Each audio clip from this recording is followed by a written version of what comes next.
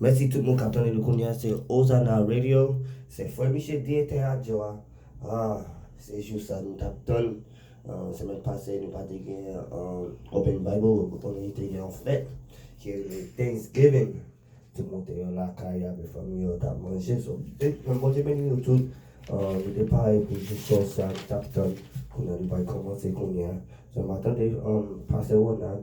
Après ça, les peuples là, après ça, la prière, après ça, la commencer. Open Bible, pas oublier, nous mettrons les 305 440 7467. Alright, nous mettons les téléphones ça.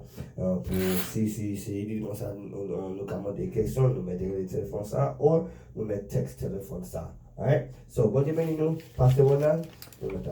Bon Dieu béni tout le monde qui a côté nous. Nous saluons dans le précieux nom de Jésus-Christ. Donc, à ne pas oublier que c'est votre serviteur, le pasteur Ronald, donc justement, qui tient le micro, justement, pour vous enseigner la parole de Dieu. Donc, nous saluons, donc, pas oublier que nous avons jeudi passé ou jeudi dernier, nous pas là parce que, à cause de fête, non, donc, Thanksgiving de là, nous avons ça off, justement, pour nous débarrouler, pour être capable de divertir. Normalement, nous retourner en grande pompe, justement, pour nous capable de continuer ensemble avec cette série d'enseignements que nous avons fait donc, chaque jeudi.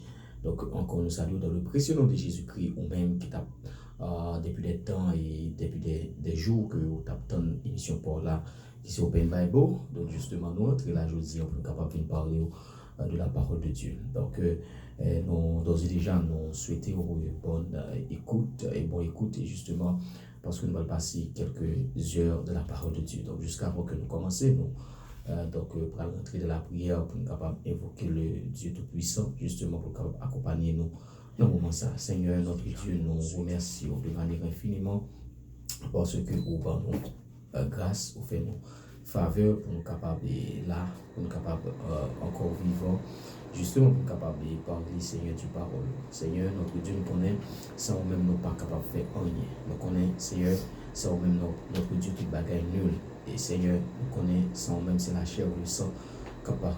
Mais Seigneur, Jean-Baptiste dit, il faut que je diminue afin qu'il croisse. Seigneur, t'en prie, nous avons besoin, Seigneur, dans le minute ça, dans le moment ça, nous avons besoin d'accompagnement, nous avons besoin et souffle, Seigneur. Nous avons besoin de puissance, Seigneur, nous avons besoin de grâce. Donc, fais-nous faveur, Seigneur, fais-nous grâce. C'est pour ça que nous prions dans le nom de Jésus. Amen. Encore une fois, nous saluons pour une deuxième fois. Nous saluons dans le précieux nom de Jésus-Christ, vous qui êtes au loin et qui êtes aux quatre coins de la terre, au bout de la terre, dans quelques kilomètres ou encore dans quelques paramètres que vous situez. Nous tenons à vous saluer dans le précieux nom de Jésus-Christ. Donc, à ne pas oublier, comme vous n'êtes pas sans savoir, c'est votre émission qui passe toujours dans le ça. Votre émission que vous êtes admirée, c'est Open Bible.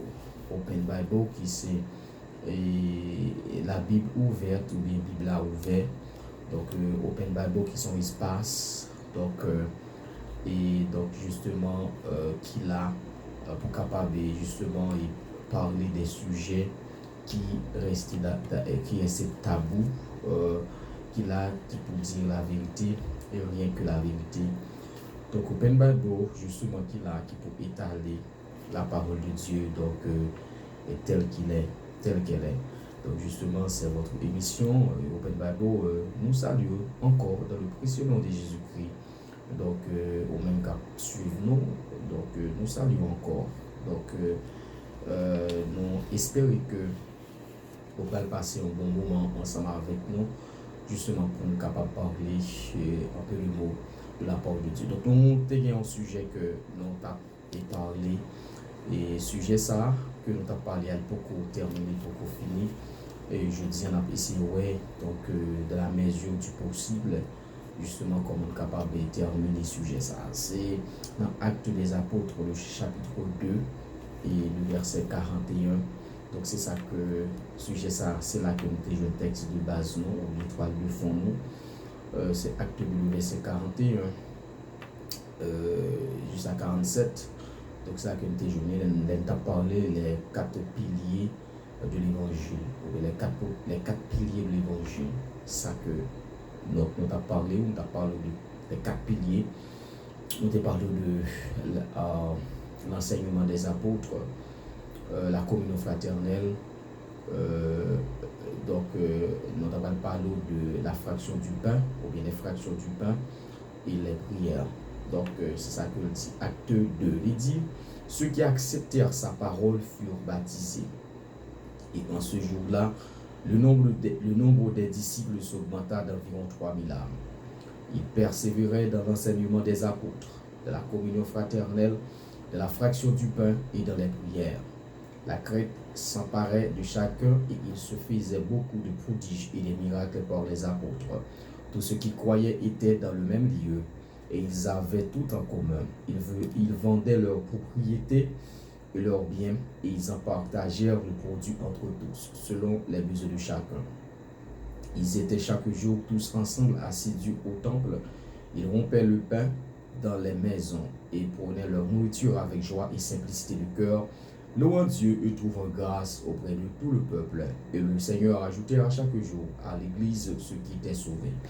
Donc, quand on parle de les 4 piliers de l'Évangile, ça veut dire que ces mêmes gens le prennent surtout dans la culture haïtienne, donc dans les temps anciens.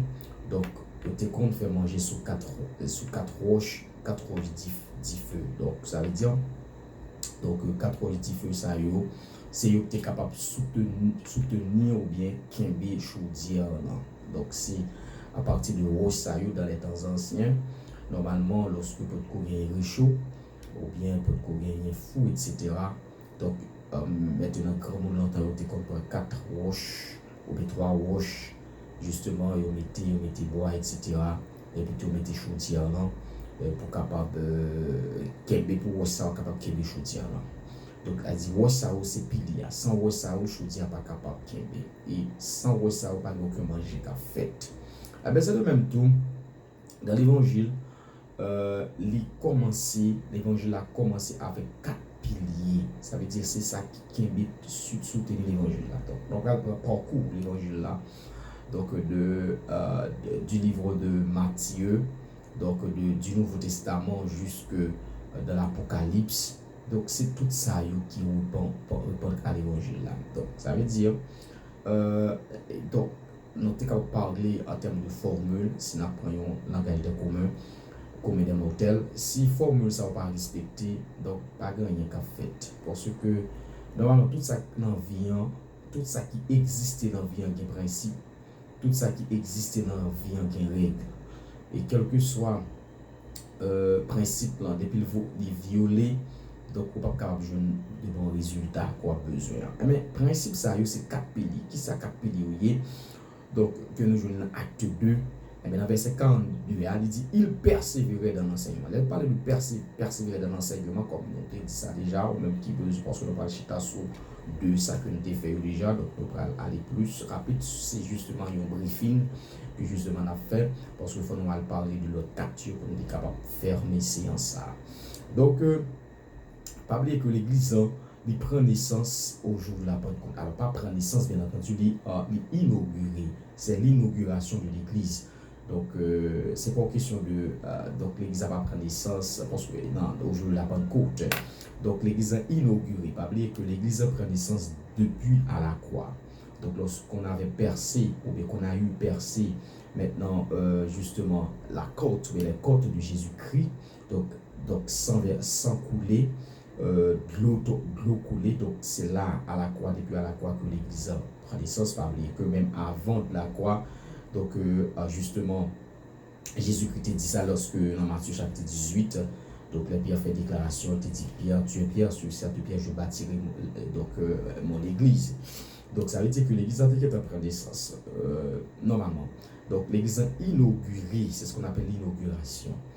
Donc, la première église qui c'est l'église primitive, bien que, donc, gagner maintenant des personnes, justement, qui mal comprennent des choses, qui parle qui dit que donc première église c'est pas protestant, première église c'est catholique, etc. Donc qui va comprendre rien. Donc à remarquer que la première église, bien qu'il y ait ce qu'on appelle deux types d'églises, donc cet enseignement là que nous allons faire, ou bien nous avions faire, donc justement, donc se base sur l'ecclésiologie. Rappelez que en théologie, toujours de ça, il y a 72 branches. Donc il y a une branche qui c'est ecclésiologie.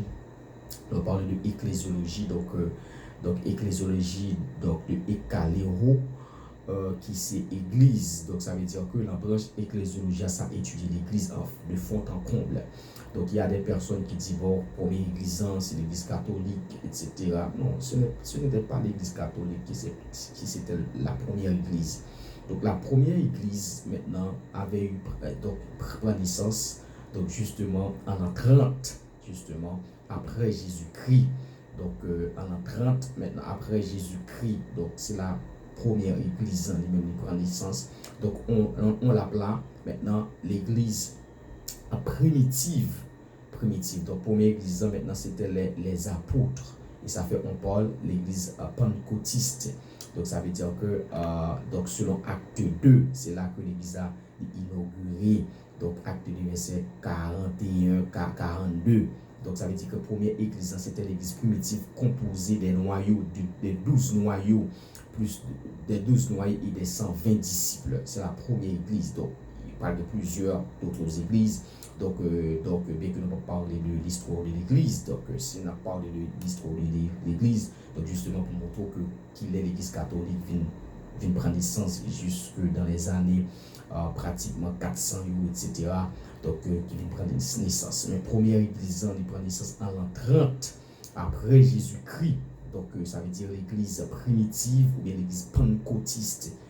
Donc, à la Pentecôte, au jour de la Pentecôte, donc ça a été fait en l'an 30 avec les 12 disciples que tu prends naissance. Donc, on va parler de l'ecclésiologie. Donc, qui ça que Mounzayo, donc, tu fait pendant que l'église prend naissance. Donc, on va retrouver que nous te parlons, nous te disons que tu as gagné les 12 disciples, les 12 apôtres. Donc, justement, les 12 apôtres, monsieur à la chambre, tu t'es passé 10 jours de prière dans un commun accord. Donc, etc. selon acte chapitre 1er qui parlait de ça, chapitre 2 qui parlait de ça. Donc, automatiquement, monsieur fait 10 jours de la prière sur l'ordonnance du maître, à savoir Jésus-Christ. Jésus-Christ a dit, monsieur Piga abandonné Jérusalem. Donc la centre capitale du Seigneur.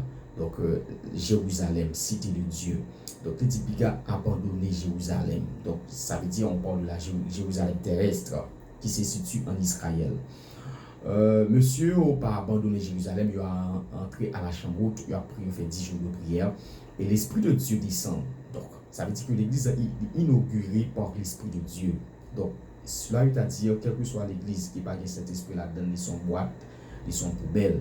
Donc, ça veut dire que donc l'église a comme force magnétisme, comme force majeure l'esprit de Dieu. Donc c'est ça qui mouvemente l'église, c'est l'esprit de Dieu. Donc ça veut dire que l'esprit de Dieu descend et normalement tout monsieur rempli avec cet esprit. Et voilà que pendant qu'on est rempli avec cet esprit, donc Bible dit dans verset 41 dans acte 2, il dit ceux qui acceptèrent sa parole furent baptisés en ce jour-là. Le nombre des disciples s'augmenta d'environ 3000 âmes. Pas oublier que, donc, dans Acte chapitre 1er, tu as gagné, donc, normalement, 12 disciples plus 120. C'était selon Acte 1er, c'est ça que je parlais, il y a 12 disciples, 120, c'est eux qui étaient à la chambre haute. C'est eux qui ont prié à la chambre haute. Le port de chambre est situé à Jérusalem. Donc, c'est eux qui ont prié dans 10 jours de prière. Donc, il a fait la prière. Il est venu dans le 4e protocole qui c'est la prière, nous parlons qui c'est la prière fait, etc. Donc, ça veut dire, pendant monsieur prier, donc ça veut dire, donc, pour l'église, on a commencé, nous disons que avec 12 disciples, et puis tout plus les 120 disciples.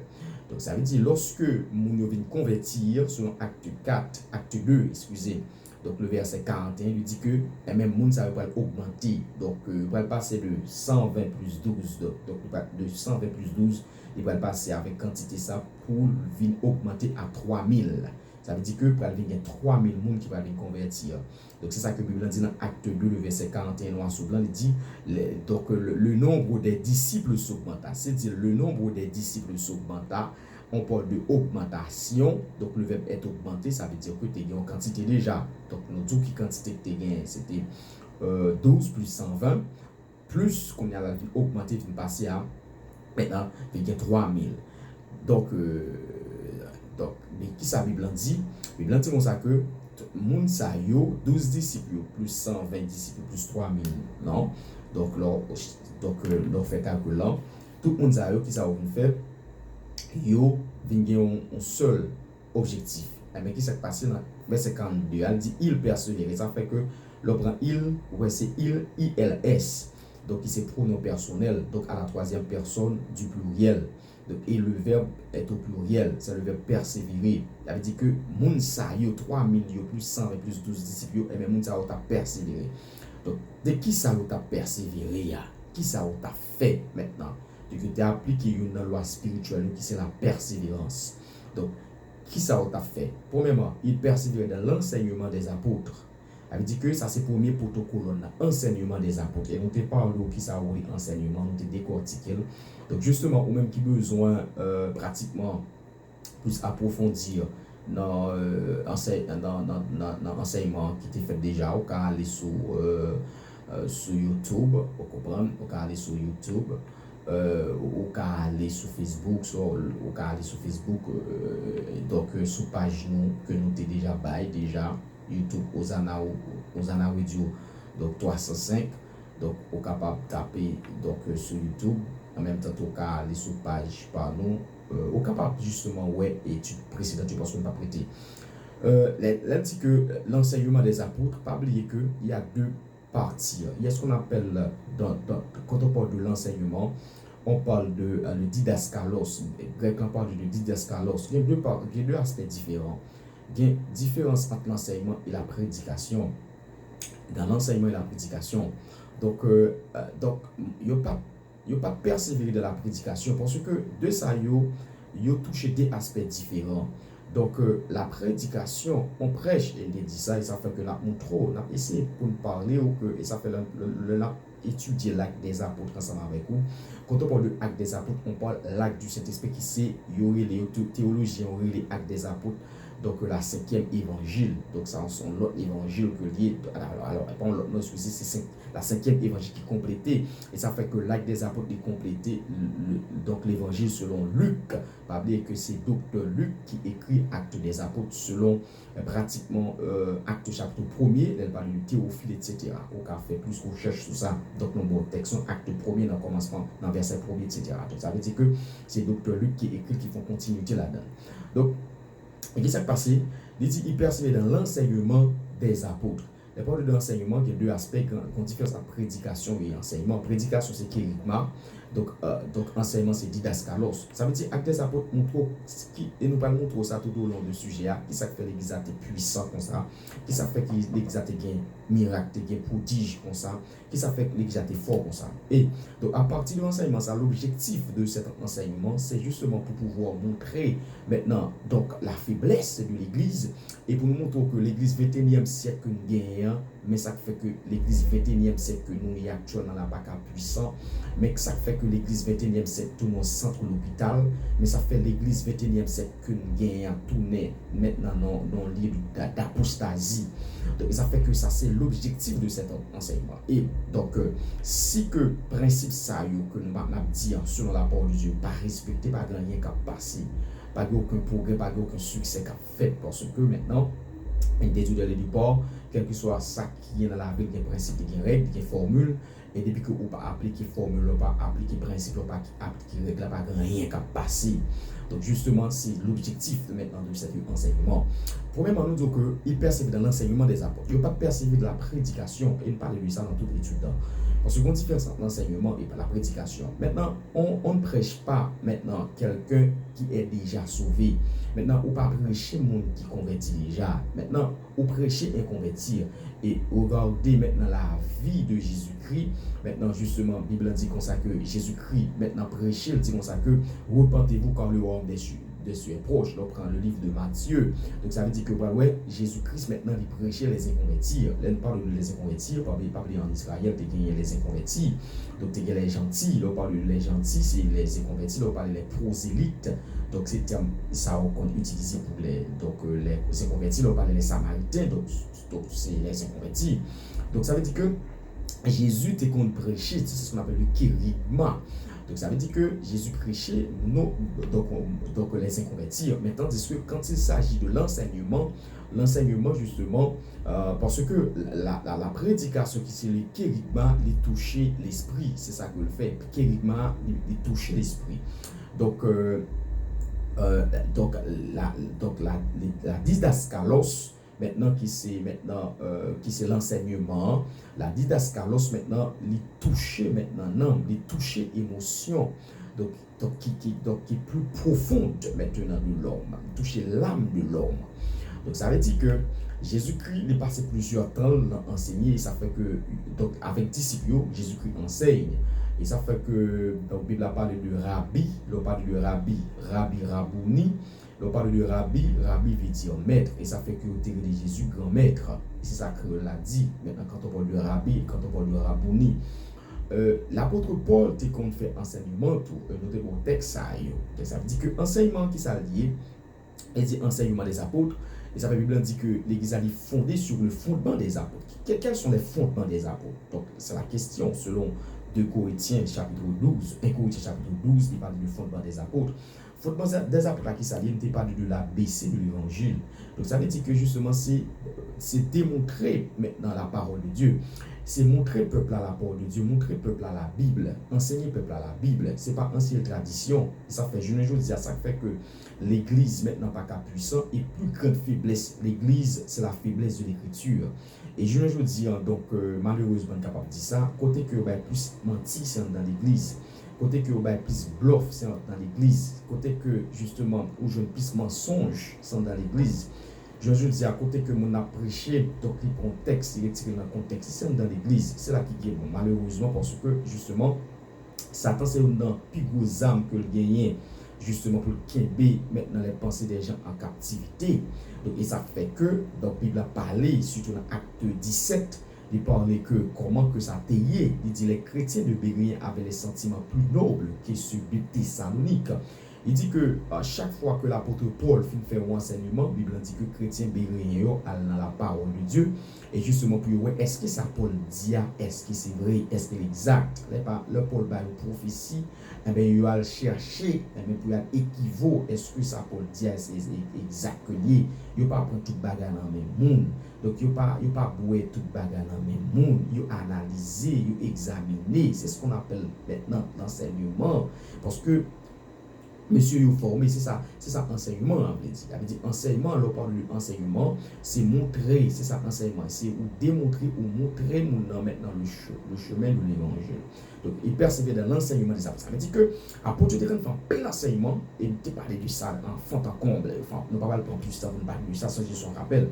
Apôtre de fait plein d'enseignement, il enseigné mon la parole de Dieu, donc il enseigne la baissée de l'évangile, donc il enseigne un tas de choses, donc il enseigne on comprend la foi, l'abandon, le brisement, etc. Ça veut dire que l'église a été fort, et ça fait que donc quelle que soit l'église plus fort, il faut que l'église ait un enseignement, il faut que en enseignement, il faut que l'église ait une étude biblique, et ne pas de ça une étude biblique. Étude biblique justement, on te dit qu'au minimum, il faut que le capable prendre pratiquement 3 heures de temps au minimum, donc 2 heures de temps d'exposition et puis 1 heure de temps de questions. Donc, pour pas qu'à une étude biblique, pour ne pas poser des questions, pour ne pas justement pas qu'à parler, pour ne justement pas qu'à maintenant justement pas qu'à venir avec des arguments bibliques. Donc, et ça c'est ce qu'on appelle étude biblique. Alors, bien qu'il y ait une différence entre débat biblique et étude biblique, donc ça a différent. Donc, entre débat, parce que débat c'est confrontation d'idées que lié, c'est ce qu'on appelle débat. Donc, ça veut dire que maintenant, des grands, par exemple, des grands enseignants, des leaders, maintenant, ils ont fait débat. Bon, une étude biblique, tout cas, tombé en débat.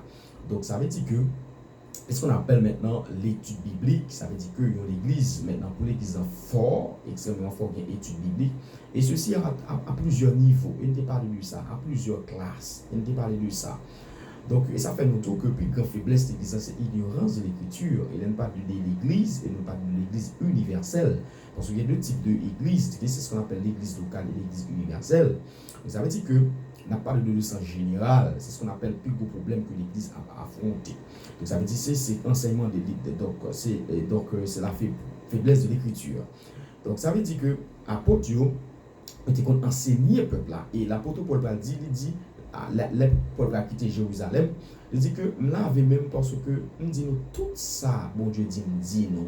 Moi, enseignez-nous tout le bagage net. C'est ça que Paul dit dans l'acte des apôtres. Nous disons tout le bagage, enseignez tout le bagage. Pas aucun sujet tabou qui ne peut pas parler. Donc, quand on parle de sujet tabou, il y a ce qu'on appelle le sexe. L'apôtre Paul enseigne du sexe. L'apôtre Paul enseigne concernant l'argent. L'apôtre Paul, donc, pour le sexe, vous pouvez regarder selon 1 Corinthiens chapitre 7. Donc, l'apôtre Paul parle du sexe, etc. Donc, pour question de l'argent, finance, donc, on est capable de regarder 1 Corinthiens, justement, 1 Corinthiens chapitre, donc, on lit le livre de 1 Corinthiens, donc, la parole maintenant, pour question de finance, de l'argent, etc., sur démonologie, l'apôtre Paul parlait sur angénologie, l'apôtre Paul, etc. Donc, ça veut dire sur le péché, ça veut dire ce qu'on appelle l'enseignement. Donc, ça veut dire que quand donc l'église a pour recevoir notion ça, aux yeux l'église en ouvert. Et une stratégie, je dis, qui fait que l'église, maintenant, dans la dimension, ça c'est parce que il y a un peu de monde qui pensait que, donc, il y a un peu de leaders qui ont connaissance, mais qui ne peuvent pas étaler, qui ne peuvent pas élaborer, parce que tout autant que le peuple est aveugle, et puis bon pour eux, tout autant que le peuple là maintenant, ben, et puis bon pour eux. Donc, ça veut dire que le cas plus mener le peuple là, parce que, justement, donc, la révolution est faite ensemble avec connaissance. Donc, pour révolter, il faut que j'ai ouvert, il faut que j'ai calé, il faut que connaissance. Donc, ça fait, Bible dit, mon peuple meurt, il faut de connaissance. Donc, ça veut dire que c'est l'enseignement. Nous ne pas prêter sur ça. Deuxième aspect qui fait que l'église est fort. Deuxièmement, on parle de communion fraternelle. C'est ça qu'on dit dans Acte 2, dans le verset 41. Il dit que, maintenant, dans le verset 42, il dit il persévère dans l'enseignement des apôtres. Il dit que, normalement, dans la communion fraternelle. Et il parle de communion fraternelle. Qu'est-ce que ça veut dire communion fraternelle? On parle de communion fraternelle dans le mot communion ou est commun. Donc, la Bible dit que, donc, pas de gagner indigent. Donc, tu as une communion. Ça veut dire, on parle de communion, tu as un partage. Donc, anglais a dit share. Ça veut dire que, qu'on a partagé, donc, son avec l'autre. Donc, qu'on a partagé. Maintenant, le partage, maintenant, il était en 3 dimensions. Et c'est ça que Bible dit. Normalement, donc, c'est ça que dit. Donc, Bible dit comme ça que, et surtout dans le verset 44, il dit tous ceux qui croyaient étaient dans le même lieu. Donc, dans le même lieu, c'est ce qu'on appelle l'unité. Il était parti dans l'unité. Il dit tous ceux qui croyaient étaient dans le même lieu. Et non seulement étaient dans le même lieu, ils avaient tout en commun. Tout en commun. Et ça fait que, je ne dis pas, l'Église, loin d'être puissant, malheureusement, parce que nous sommes dans le temps de l'apostasie, et nous allons montrer comment on supposé vivre dans l'église justement avec inquiétude. C'est parce qu'on a un gros problème. Il dit que tous ceux qui croyaient étaient dans le même lieu. Ça veut dire tout le monde qui était croyait, ils étaient dans un seul lieu. Le parle de lieu, par exemple, dans le temple de Jérusalem, donc ils étaient dans un seul lieu, une seule place, tout en commun. Donc, qui ça t'a fait dans le lieu ça? C'est ce qu'on appelle la communion fraternelle. Il dit qu'ils avaient tout en commun. Il parle de tout en commun. Donc, ils avaient partagé maintenant les biens matériels. Donc, ça veut dire que l'on parle de biens matériels, par exemple, quand que vous avez gagné, et ça fait que nous disons que nous, loin d'être l'église, donc malheureusement, donc miracle, loin d'être parvenu, et nous parlons des deux côtés. Donc, il était partagé tout ça, on a gagné. Je ne dis pas, ça fait que pas qu'à partage, justement, au sein de nos églises. C'est parce que des deux parties, ont un problème. On peut dire des deux côtés le mal est infini, parce qu'il n'y a pas de compréhension, et nous allons montrer ça dans les 7 principes de la communion fraternelle. Nous allons dans les 7 principes de la communion fraternelle. Et ça, c'est la loi de l'humilité, parce que bah, il y a une loi tout là-dedans. Et c'est la loi qui pas respectée qui fait que moun ne pas partager rien ensemble avec moun. Donc, moun ne pas partager sentiment. Quand on parle de sentiment, on parle de ce qu'on appelle l'amour filial. Donc, quand on parle pour ces trois types d'amour, amour filial, donc ça veut dire fraternel, donc sentiment fraternel. Ça veut dire que moun n'a pas de bagage à traverser. Je dis, il capable de décider pas dire moun ça et nous pas montrer qui raison qui fait que les moun ont bagage ont problème cap traverser une loi justement qui pas respecter. Donc ça veut dire que bagay yo là dans les cinq principes de la communion fraternelle depuis loi pas respecté pratiquement, donc on va voir que donc ça va être fait d'une autre façon. Donc ça veut dire que normalement nous te partager peine yo partager douleur yo partager ça qui gagne parce que une loi te respecter qui fait que yo te qu'on partager, c'est ce qu'on appelle la loi des scandales selon Matthieu chapitre 18 le verset 6, selon Marc 9 le verset 42, c'est ce qu'on appelle la loi du scandale. Et deuxième loi encore qui est appliquée tout, c'est ce qu'on appelle la loi du pardon selon 1 Corinthiens 5 le verset 2 à 6 pour élaborer qui ça veut dire par là. Donc les gens qui ont un bagage qui passe ou bien donc sur le plan sentimental ou bien sur le plan matrimonial ou bien sur le plan matrimonial ou bien sur le plan foyer donc familial. Donc dans l'église primitive, je t'ai partagé mais problème qui vient gagner. Donc lorsque peine une c'était peine l'autre. Donc, lorsque il y a un problème donc, sur le plan sentimental ou bien sur le plan affectif ou bien sur le plan sexuel, etc., parce que la Bible dit que maintenant, ils étaient tous en commun et ils partagèrent. Donc, nous parlons d'autres textes, selon Acte chapitre 4, nous parlons, ils étaient tous de même cœur, c'est ça que dit, ils étaient de même cœur, même pensée.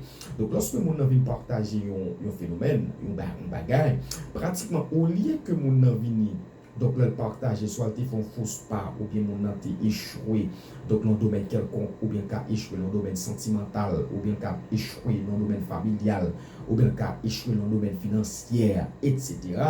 Donc ça veut dire que lorsque mon partage ça ensemble avec des frères ou des sœurs, ils partagent avec l'autre. Donc qui ça l'autre l'a fait, c'est prier ensemble avec mon nom. Donc c'est jeûner.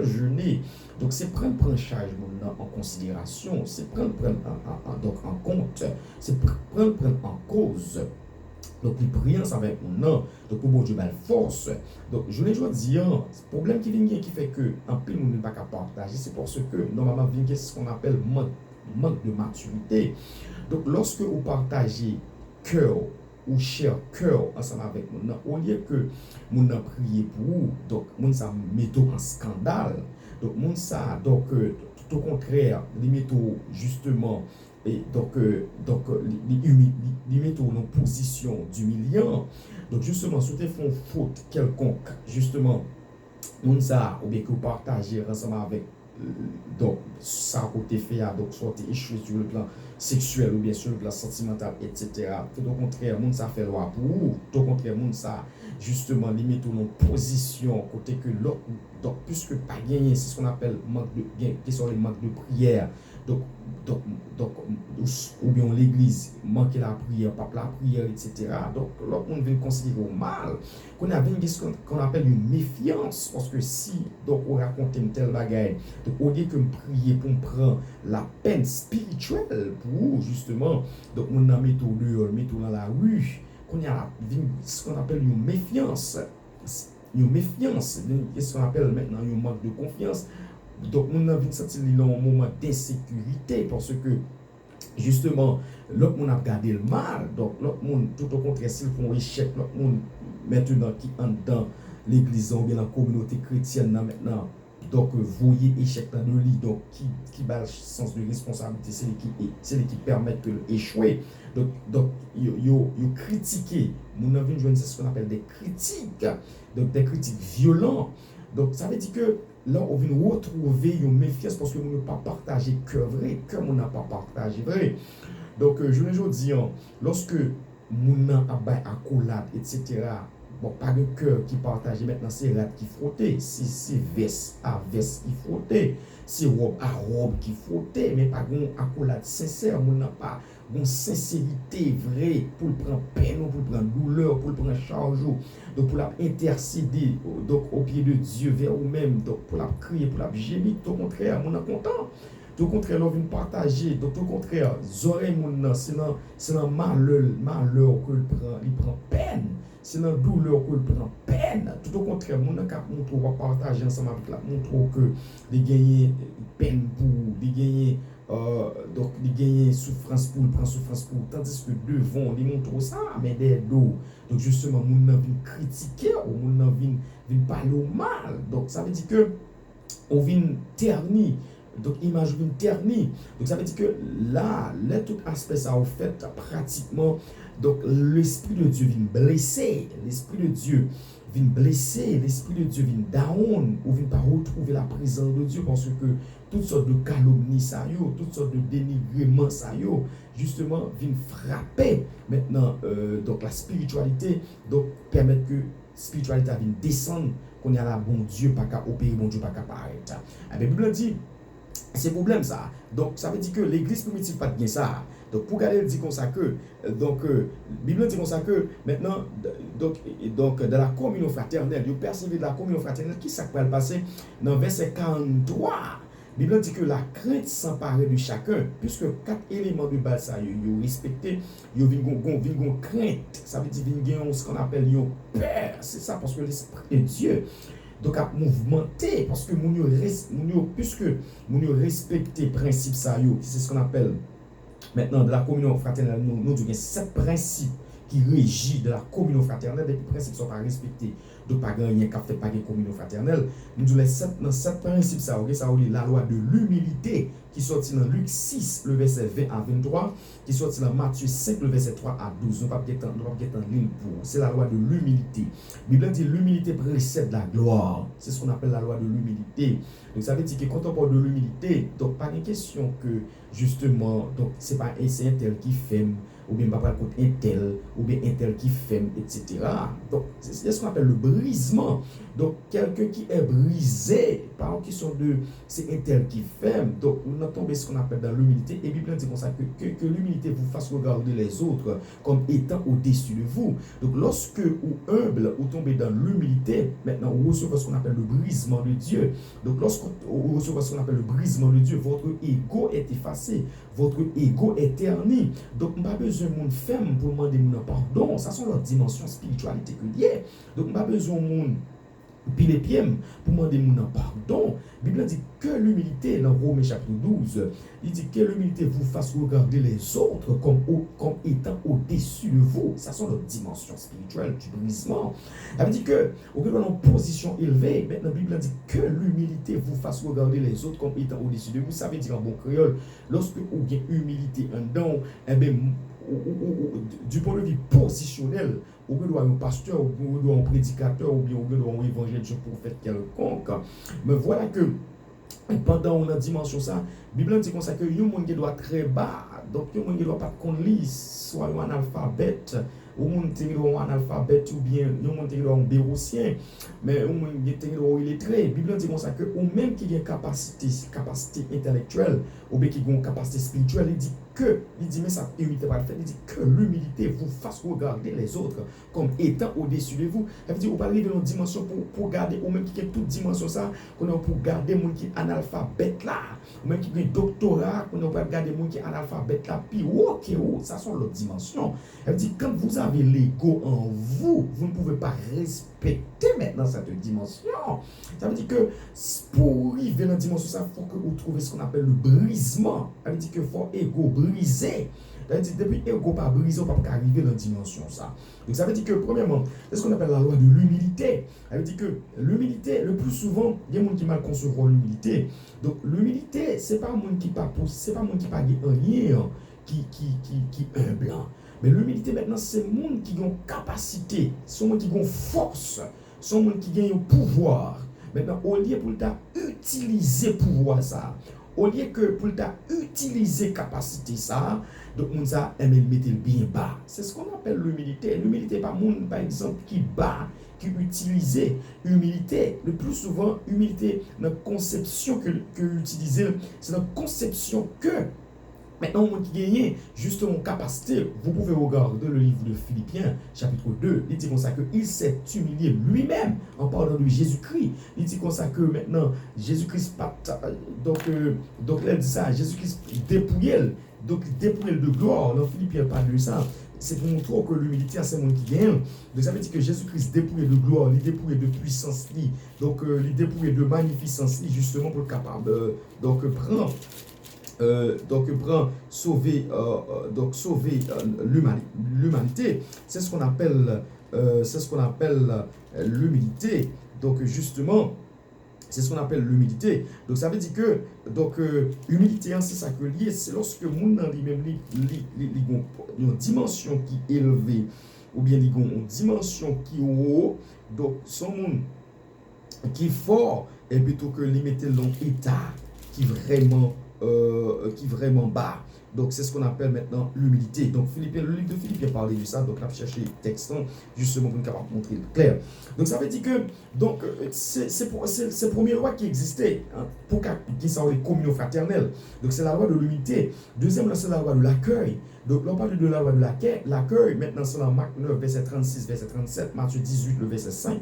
Maintenant la loi de l'accueil. Ça veut dire que yon accueille l'autre, ou vous retrouvez l'accueil, donc yon accueille l'autre, donc il y a ce qu'on appelle l'hospitalité, donc je dis yon envie ouais l'autre, c'est ce qu'on appelle la loi de l'accueil. Donc dans Marc 9 verset 36-37, Matthieu 18 verset 5, on va retrouver maintenant troisième loi, nous avons parlé de ça, qui c'est la loi des scandales. La loi des scandales, ça veut dire que justement donc on pas scandaliser moun. Donc depuis que gagné justement un accueil, donc justement on n'a pas recevoir donc on accueil chaleureux, donc justement on n'a pas recevoir un accueil ardent, justement moun ça donc pas qu'à gagner, c'est ce qu'on appelle communion fraternelle. Donc la loi des scandales, Matthieu 18 verset 6, Marc 9 verset 42, pour n'importe qui critique ou scandaliser moun non, bon pour n'importe qui critique maintenant ou avili moun non ou dénigrer moun non. Donc, depuis que il y a un aspect ça, ou pas qu'à des communions fraternelles, donc n'importe quelle parole, justement, donc, ou avili moun, le plus souvent que le monde même maintenant dans la chair, ou de la chair, moun avili moun, sans que moun pas chita ensemble avec moun. Donc, pratiquement, pas qu'à gagner là, dans là, pratiquement la communion fraternelle. Donc, ça veut dire qu'il y a la ce qu'on appelle la loi des scandales. Maintenant, donc, quatrième loi, maintenant, pour qu'il y ait ce qu'on appelle communion fraternelle, c'est la loi du respect mutuel, selon pratiquement 1 Corinthiens 8, verset 9 à 13, depuis que pas gagner respect mutuel.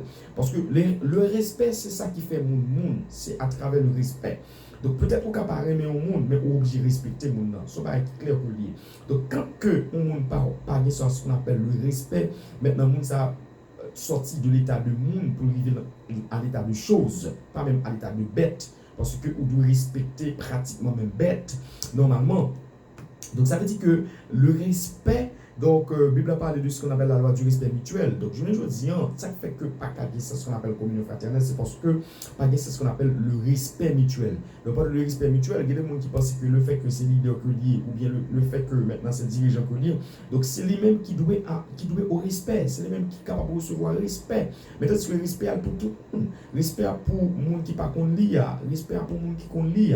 Donc ça veut dire que si on n'a pas qu'on lit ou qu'on lit, etc., les gens qui pas qu'on lit, ils méritent respect, les gens qui qu'on lit en tout, méritent respect. C'est ce qu'on appelle le respect mutuel. Donc on peut regarder ça pratiquement dans 1 Corinthiens 8, verset 9 à 13. Donc, justement, nous avons parlé de ça. Donc, le respect mutuel.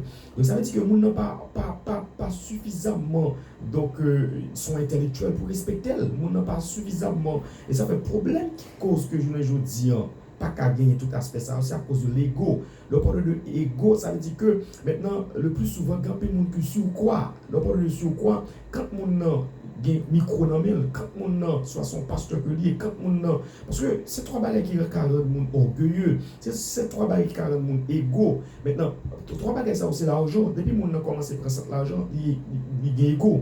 Depuis mon ça gagne ce qu'on appelle richesse, il gagne ego. Pratiquement moi qui va côté là, il est mon ça très bas, il est mon ça justement très petit, très faible devant.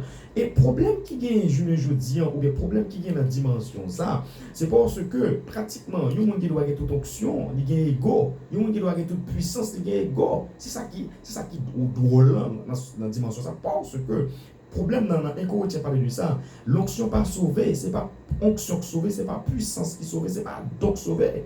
Et puis le va dire ça dans Matthieu chapitre 7, il va dire que quelqu'un qui va dire ça que Seigneur, est-ce qu'il ne pas fait merveille non? Et moun ça vraiment il fait merveille non Jésus-Christ. Mais l'onction c'est justement que un cadeau bon Dieu bail et ça fait l'apôtre Paul va dire dans 1 Corinthiens chapitre 14, il va dire comme ça que chercher maintenant ça qui est plus excellent. Et dans 1 Corinthiens chapitre 13, il parle de l'amour, etc., qui c'est le fruit de l'esprit. C'est par le don de l'esprit maintenant qui peut faire mon justement, qui joue un salut, maintenant c'est le fruit de l'esprit. Donc ça veut dire que don va faire mon pratiquement par égo, par arrogant, pas fréquent, etc. Maintenant c'est le fruit de l'esprit. Maintenant qu'on peut retrouver par le brisement. Donc ça veut dire qu'il faut que mon ça brisé. Mon doit être gros prédicateur pour que j'aime briser. Mon doit être gros pasteur l'évangile, gros bishop, il pas jamais brisé. Donc ça veut dire que maintenant le brisement est extrêmement important. Ça veut dire que depuis que c'est ce qu'on appelle le respect. Respect dans toute dimension. Comment on parle avec le monde, c'est ce qu'on appelle le respect. Ça veut dire que comment on parle avec le monde. Donc ça fait que normalement le plus souvent le plus gros problème qui vient jeudi dans l'église, en pile nèg il y a onction. Parce que onction qui ça fait onction rassembler monde, onction qui ça fait onction maintenant li rassembler monde, li faire monde. Mais tandis que il y a ce qu'on appelle maintenant l'humilité et la sagesse. Donc leur onction en fin rassembler monde maintenant pour mon kembe pour kembe mon ou bien pour soutenir mon pour conserver mon il faut ce qu'on appelle l'humilité, il faut ce qu'on appelle la sagesse. Donc c'est sagesse qui peut permettre que mon arrêter. C'est sagesse. Et pas l'onction qui peut permettre que mon arrêter. C'est pas l'onction qui peut permettre que mon kembe. L'onction on dit qu'on force magnétisme là-dedans. Lorsque vous avez onction, on va aller mon. Mais quand il y a pour mon arrêter, il faudrait que ou qui ça ou les sagesse qu'on y a là. Sagesse qui ça dit. Sagesse justement, c'est ou bien l'humilité, on parle de l'humilité dans ce contexte, justement. Maintenant, on parle du respect mutuel. Donc, respect mutuel, là, pratiquement, donc, faut que ça, donc, ou doit ça. Donc, son devoir.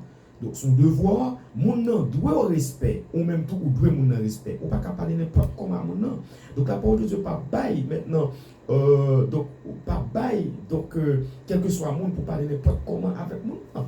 Pratiquement, donc, dans l'église, il y a une façon pour parler ensemble avec le monde. Donc, normalement, il y a des principes et des règles, justement, comment que on peut parler ensemble avec le monde. Et ça fait dire que dans 1 Timothée, il dit comme ça que, donc, reprend, il dit, Paul parle à Timothée, il dit, je vous recommande, maintenant, il dit comme ça, reprend, exhorte, censure, il dit avec toute douceur. Donc, ça veut dire que l'on reprend du monde, il demande pour reprendre ensemble avec douceur. L'on censurer au monde, il demande pour censurer au monde ensemble avec douceur. Donc, ça veut dire que tout ça, est entré en ligne de compte, de communion fraternelle, depuis que pas un aspect, ça, ce principe, ça, cette règle d'or, ça, pas respecté, pas qu'à des communions fraternelles. Donc, ça veut dire la loi du respect mutuel. Il faudrait que maintenant, une respecte l'autre. Une côté doit côté que, justement, doit commencer et justement, l'autre côté doit finir. Parce que dans l'église, pratiquement, il y a ce qu'on appelle limite. Dans l'église, sur les limites, je ne veux dire, il y a plein qui pensent que ou bien escatedra. Vous comprenez, ou bien vous avez tout pouvoir, c'est le seul chef et c'est le Seigneur. La parole de Dieu n'a pas tout accès à ça. La parole de Dieu n'a pas tout droit à ça. D'ailleurs, c'est ce qu'on appelle les 7 niveaux d'autorité. Donc, les 7 niveaux d'autorité, il y a une autorité qui réserve seulement à Dieu seul. Dans 7 niveaux d'autorité, il y a 3 autorités, c'est bon Dieu seulement. C'est bon Dieu seulement qu'à retrancher, c'est bon Dieu seulement qu'à couper, qu'à arracher. Donc, ça veut dire que l'on prend l'autorité maintenant souveraine de Dieu. Donc, ça veut dire que ça appartient à Dieu. Dieu ne va pas l'homme. Dieu ne va pas partager autorité ça avec aucun homme, avec aucun pasteur. Donc, ça veut dire que l'autorité souveraine de Dieu, on va retrouver l'autorité pratiquement, normalement, donc après autorité, on va retrouver deuxième autorité qui appartient à Dieu seul. Maintenant, on va retrouver maintenant l'autorité véridique qui est la parole de Dieu. Donc ça veut dire que la parole de Dieu fait autorité, donc qui c'est autorité véridique. Et troisième autorité de la conscience que bon Dieu mettait dans l'homme. Donc ça dit conscience, non, c'est justement, c'est Dieu même qui est dans l'homme, même les gens n'ont pas rien de conscience. Donc ça veut dire que maintenant, le pouvoir est limité dans l'assemblée. Donc, le pouvoir n'est pas tout côté que un pasteur ou bien un bishop ou bien un évêque qui prend une autorité comme ça, pouvoir est limité. Donc, pratiquement, la Bible dit qu'on pratiquement mon peuple meurt pour faute de connaissance. Donc, ça veut dire que c'est ce qu'on appelle le respect mutuel. Donc, le respect mutuel, ou une façon pour parler ensemble avec quel que soit le monde, ou une façon pour parler ensemble avec vieillard. Et la Bible dit, pour la parole à Timothée, elle dit, ne reprimande pas hautement les vieillards. Il dit, pas parler l'aide avec vieillard. Donc, c'est ça que le dit. Ça veut dire, vieillard, justement, besoin d'un support. Donc, dans marié, maintenant, ou une façon pour parler ensemble avec eux. Donc, tout ça, depuis que le principe, ça ne va pas respecter, pas qu'à des communions fraternelles. Normalement, donc, le cinquième principe maintenant, c'est la réconciliation. Donc, c'est la loi de la réconciliation que nous joignons surtout dans Romains chapitre 14, verset 13 à 16, qui c'est la loi de la réconciliation. Donc, là, on parle de la loi de la réconciliation. Donc, de la réconciliation, normalement, pratiquement, la loi de la réconciliation. Donc, je ne dis pas que c'est ce qu'on appelle la réconciliation. En plus, on parle de réconciliation, parle du pardon. Donc, pratiquement pas gagné. Donc, la loi de la réconciliation, il faut que c'est ce qu'on appelle la réconciliation. La réconciliation, maintenant, lorsque tu as un problème qui passe, et ça fait la Bible dit très clairement, donc, dans le livre de Matthieu, il dit que si que pratiquement, au grand monde qui a un problème à avoir, ce n'est pas eux-mêmes qui ont un problème ensemble avec le monde, mais c'est le monde ou suspect que il y a un problème ensemble avec vous, ou suspect que moun ça il passe sous le pas du bonjour. Qu'est-ce que la parole de Dieu dit? Il dit comme ça que lorsque tu présentes l'offrande à l'Éternel, il dit quand tu présentes l'offrande à l'Éternel, là il parle de l'offrande maintenant, il ne parle pas de l'argent là dans ce contexte. Si, il a parlé maintenant de l'adoration, il a parlé de louange, il a parlé de prière. Il dit que donc lorsque vous présentez devant l'autel de Dieu, maintenant tu présentes ton offrande à l'Éternel, il dit première bagarre qu'on a pour faire pratiquement, il dit va. Il dit si que ou songe que tu es un monde qui a un problème à avoir, et pas où tu fais monde, mais c'est monde qui justement qui faut. Donc, ce n'est pas où tu as des problèmes avec moi, c'est moi qui ai des problèmes avec vous. Justement, il dit que ça déposer offrande, à le réconcilier, va te réconcilier avec ton frère, à le réconcilier, donc à le réconcilier. Donc, ça veut dire que c'est pour montrer notre dimension là, donc, communion fraternelle là. Donc, et pas même moi-même qui a un problème avec moi, c'est moi qui a un problème avec vous. Donc, justement, mais en tant que communion fraternelle là, tout, donc, lorsque, justement, il y a un peu de monde qui prend ça, qui dit, bon, un tel c'est chrétien que lié. Donc, normalement, un tel c'est chrétien que lié, donc, un tel c'est pasteur que lié, il y a un bagage que pas café, donc, m'a fait le souffrir. Là, encore, on a un gros, grave erreur, on a un gros problème parce que il y a des gens qui abusent de chrétienté, il y a des gens qui abusent de chrétienté, ou bien qui abusent de bonté ou bien qui abusé de gentillesse ou justement donc qui abusé de onction qu'on gagne et plutôt dit bon puisque un tel qu'on a prié etc bon m'a fait et plutôt justement depuis venir de pardon il a pardonné donc ça c'est bêtise pratiquement bien qui ça Bible dit Bible dit que Bible a texte pour tout type de monde ça donc Bible dit comme ça que monde qui aime plus là il a pardonné plus. C'est ça qu'elle dit. Monde qui remet moins ça, il a pardonné moins, c'est pas qui clair que lié. Donc ça veut dire que c'est justement pour montrer qu'on pas dans le monde. Donc ça veut dire que si que on connaît que souffert mon dans yon bagaille, donc justement ça qu'on fait mon la blessé mon et on connaît parce que il y a des monde qui fait ça par méchanceté. Donc on connaît que la blessé mon et puis tout style qu'on fait, ça montre qu'on pas chrétien, ça montre qu'on c'est païen, pas de problème que justement donc quand on héros qui fait, quand on héros qui glissait, mais pratiquement pour faire preuve du chrétienté, la Bible dit très clairement, il faudrait que ou aimer, parce que pour aimer mon nom, on ne va pas le faire souffrir. Et la Bible a un autre texte encore que la Bible approprié avec type de monde. Et la Bible dit comme ça que dans 2 Timothée chapitre 3, il dit éloigne-toi de ces hommes-là, ce n'est pas qui clair que lui. Donc éloigne-toi de ces hommes-là. Donc pratiquement, ou supporter mon nom. Donc normalement, donc il parle du support selon Romains chapitre 12. Donc ou supporter mon nom. Normalement, mon nom qui a changé, donc ou supporter mon nom. Donc pratiquement, on connaît que où est un lieu d'espoir, où est un lieu de changement. Donc la Cameroun prend plus patience, ensemble avec nous, prend plus patience. Mais il y a le monde maintenant, c'est le fils du diable que lui, c'est le fils de la rébellion que lui. Donc, qui supporte que pas lié ensemble avec type de monde. Parce que le monde, c'est le fils du diable, c'est le fils de la rébellion. Donc, ça veut dire que il y a un genre de façon que pratiquement Bible les mêmes les préparé et il y a des provisions que Bible les mêmes les fait. Donc, tout autant que loi ça eu même pas qu'à respecter, pas qu'à c'est ce qu'on appelle la communion fraternelle. Donc, on va retrouver la loi du pardon selon 1 Corinthiens 5, le verset 2 à 6. La loi du pardon, je ne dis rien. Donc, en plus, on prêche du pardon, mais qui par contre, ça a le pardon. Maintenant, quand on parle de pardon, le pardon, c'est pratiquement, c'est le sacrifice que lié. Donc, on ne peut pas pardonner sans crier, on ne peut pas pardonner sans pleurer. Parce que vous pouvez regarder Jésus-Christ à la croix. Donc, lorsque Jésus-Christ va pardonner l'humanité, qui ça que le fait? Il faudrait que sang est versé. C'est pour montrer que maintenant la souffrance du pardon. Pardon, par exemple, fait sans souffrance. Depuis pour qu'il y ait pardon, il faut qu'il y ait souffrance.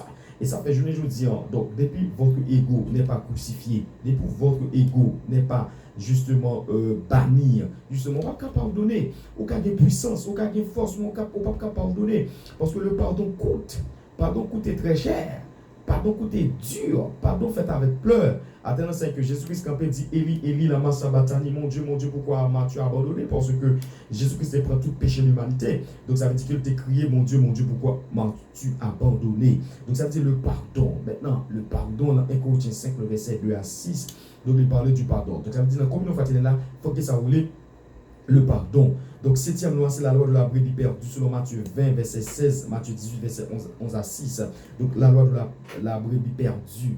Donc, ça veut dire ça sont l'autre loi. Donc, justement, lorsque brebis est perdu, ou bien lorsque au monde est écarté, évanoui, il n'est pas là. Donc, il faudrait que, donc, une façon pour ramener monde ça, pratiquement pas, pas la loi de la brebis perdue. Donc, justement, une façon pour parler. Donc, ça, Jacques dit, lorsque il y a une communion fraternelle, et nous montre cette loi, ça, cette principe, ça, on ne pas gagner, pas qu'il y ait une communion fraternelle, maintenant, pour aller sur l'hypocrisie fraternelle. Mais la Bible dit ça que confessez vos péchés les uns aux autres afin que vous soyez guéris. À prier les uns pour les autres. C'est ça que le dit dans Jacques chapitre Jacques parle de ça dans Jacques chapitre 5, il parle de ça. Donc tellement bon communion fraternelle. Donc le verset 16, il dit confessez donc vos péchés les uns aux autres et priez les uns pour les autres afin que vous soyez guéris. La prière fervente du juste a une grande